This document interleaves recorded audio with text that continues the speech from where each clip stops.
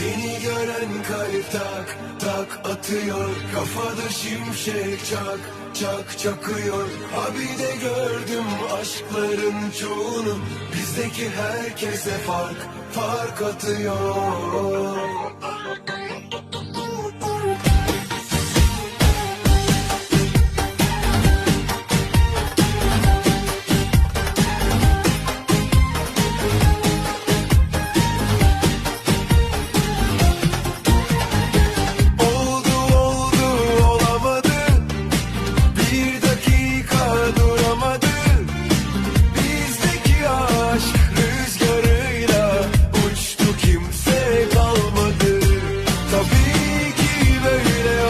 Aslında senin gözlerinden pay var.